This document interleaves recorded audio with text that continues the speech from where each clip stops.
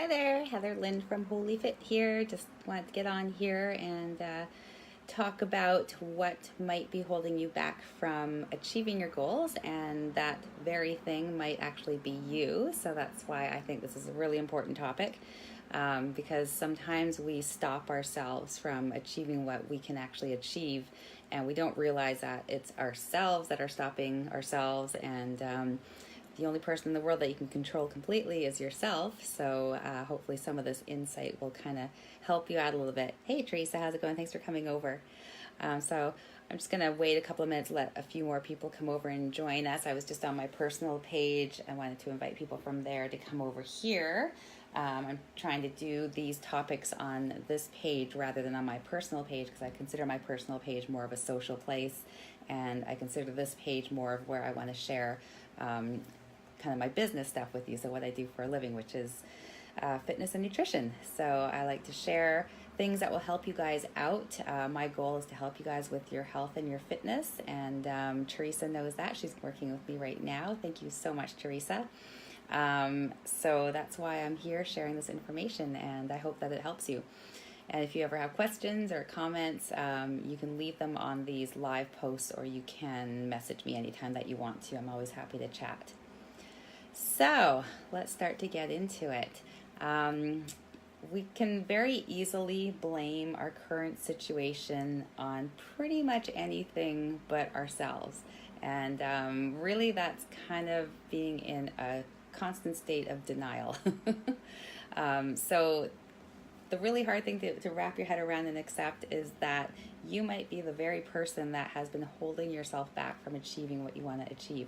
And that can be a little painful to hear. It can be a little frustrating to hear, but better to hear it now than never, so that you can start changing things now and get closer to your goals and actually achieve your goals. And I think we've all been guilty of all these things that I'm about to talk about. So don't beat yourself up over it. Don't feel like you've wasted time or anything like that. Take this as some inspiration and as a learning lesson, and use it to your advantage so that you can start getting the things that you want out of life. I went through a phase where I just felt like I couldn't get anything that I wanted, and I was frustrated and unhappy. I somehow got out of that, got to the point where I am now, where I've achieved some major goals I had set for myself that I didn't think I would ever in a million years ever be able to do, but I did them because I got out of my own damn way. And it wasn't always easy. It's not meant to be easy. If you want something bad enough, you got to be willing to work for it. You have to accept that there's going to be work. It's not always going to be easy. You just have to decide that it's what you want and just do it. That's all there is to it. Simple. So 5 signs that you're standing in your own way. So see if any of these kind of ring true for you. So the first one, I think we all are definitely guilty of doing, because it's just a very easy thing to fall into. It's that fear of the unknown. So it's very, very normal to fear the unknown. And it's actually kind of a survival mechanism that's built deep down inside of us to fear the unknown, so that we don't die. And quite often, even though when you really think about it, it's completely irrational to think that you would die, deep down, that's kind of how you're processing this feeling that it's actually a threat to your existence. So it keeps you from moving forward. So, when you're trying these new things and you don't know how they're going to turn out, you don't even know how to do them, super scary, and that's okay. If you're letting this fear completely stop you, then the only person to blame for you not moving forward is yourself. This is all on you, completely on you. So you got to get your head around the fact that fear is good. It's good to feel fear. In fact, fear is actually a telltale sign that you are on the right track.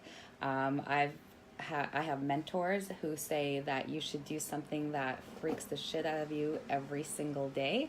I try to do scary stuff as often as possible, and it really does make you, hello Ellen, it does make you stronger. It builds confidence. It shows you that you really can do what you need to do to achieve the goals that you want to achieve.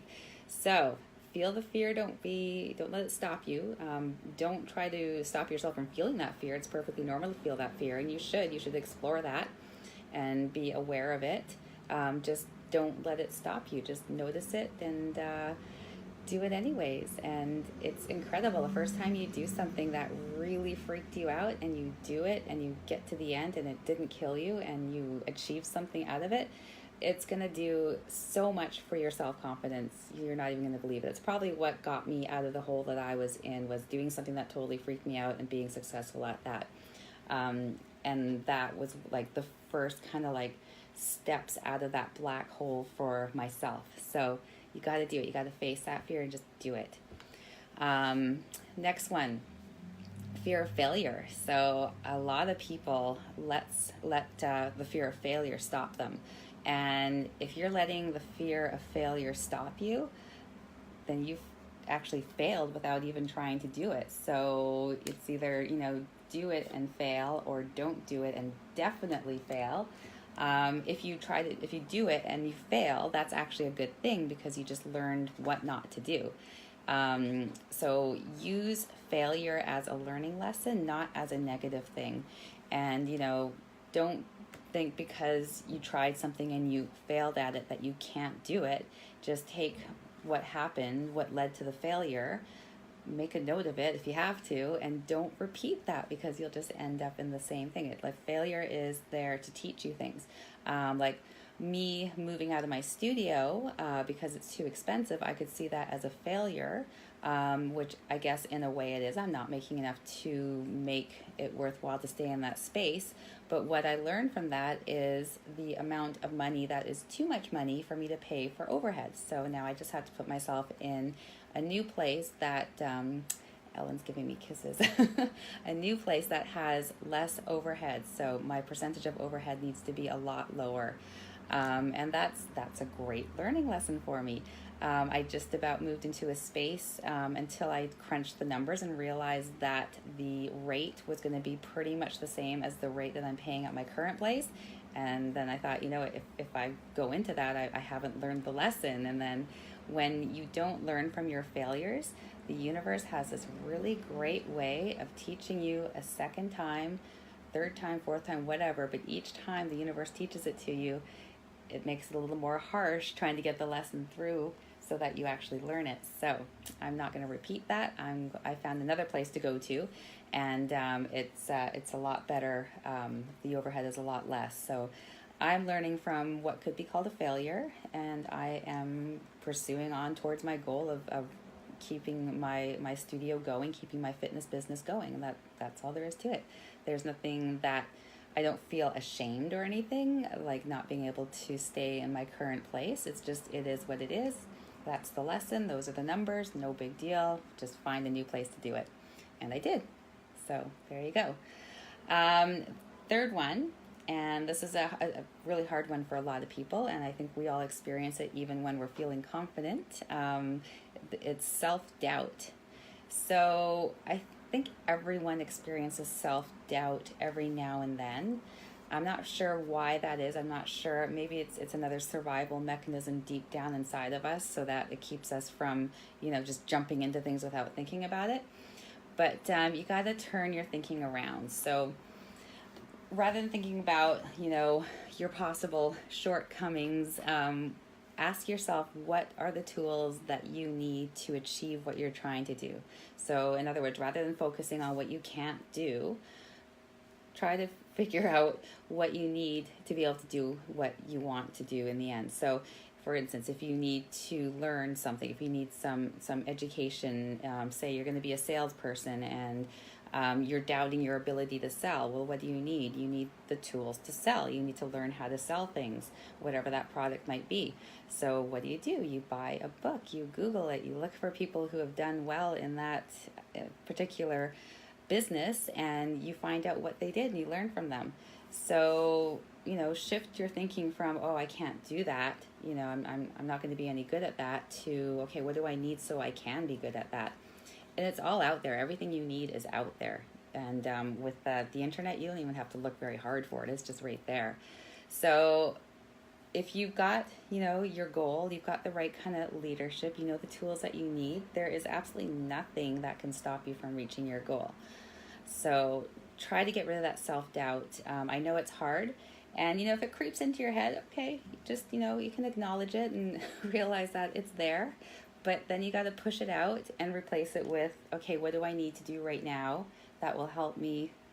Ellen, so sweet.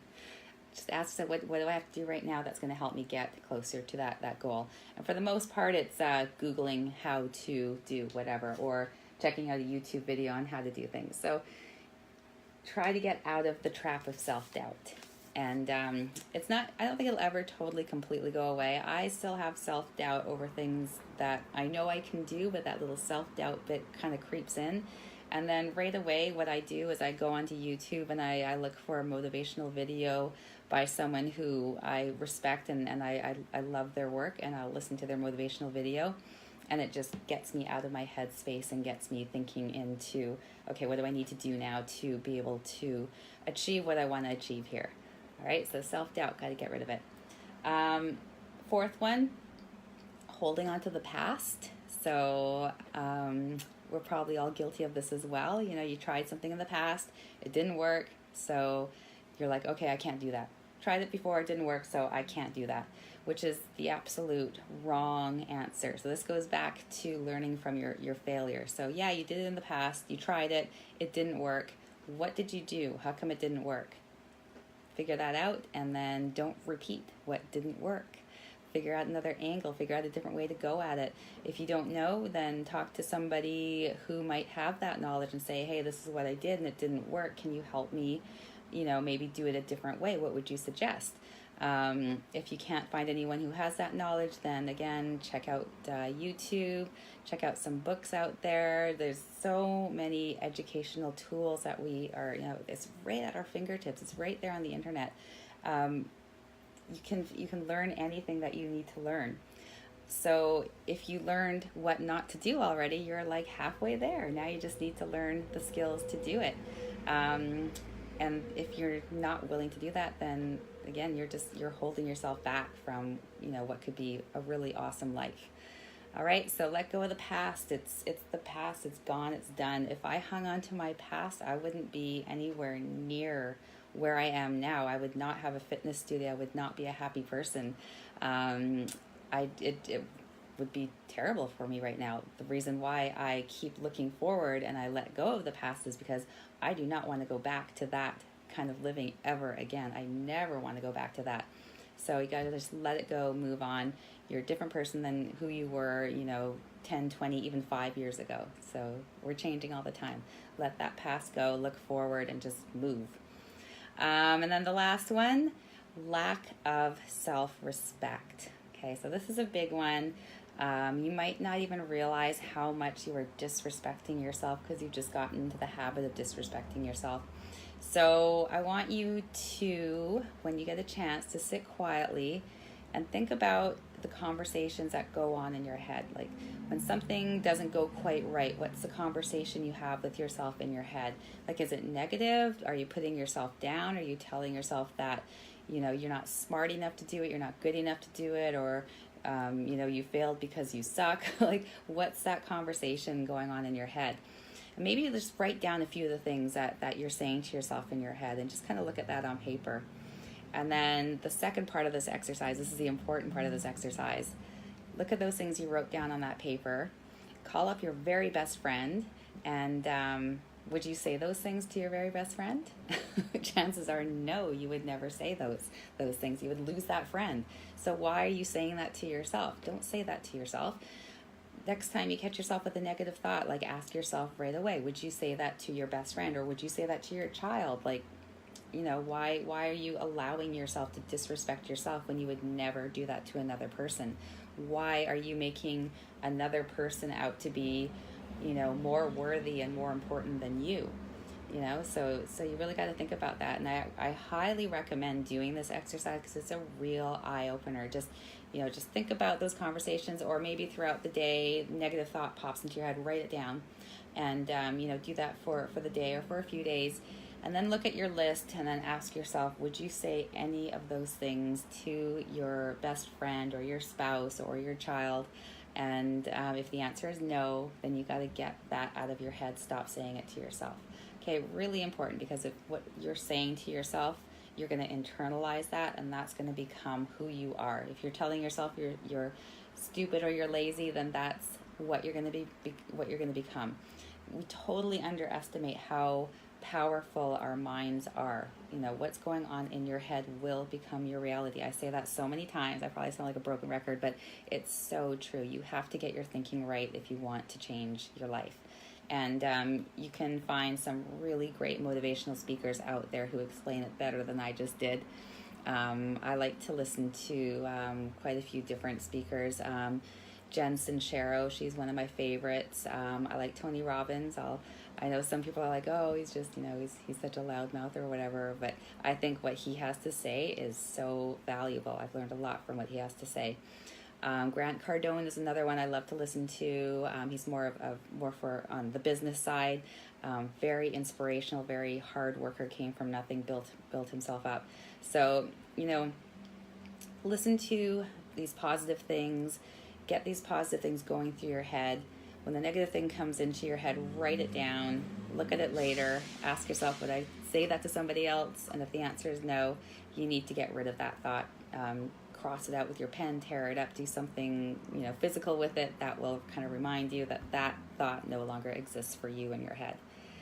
All right, so that's it. I'm going to have to get going. You guys just need to know that success is yours. Every one of us has within us the power to succeed at whatever we want. It takes work. It takes getting your mind right.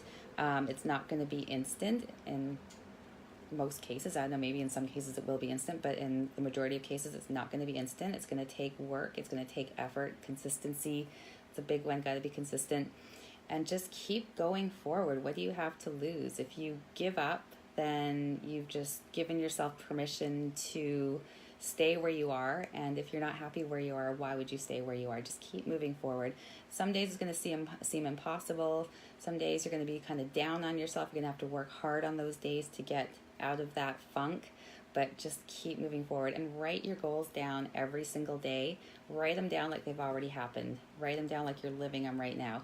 I do mine first thing in the morning. I like doing it first thing in the morning because I'm the only one up, no one to bug me, and I can really focus on what I want for my life. You might want to do it at the end of the day. Maybe you want to do it in the beginning and the end of your day. But do write it down, make it real in your head like it's actually happening, and get your brain thinking in the right direction so that you start to take actions in the right direction. All right, so I hope that motivates you a little bit. Nice little Friday talk for you there. If you want to chat more, you can message me anytime or leave comments here. I'm always happy to hear from you, so don't be shy about reaching out. All right, have a great weekend, guys. Talk to you soon.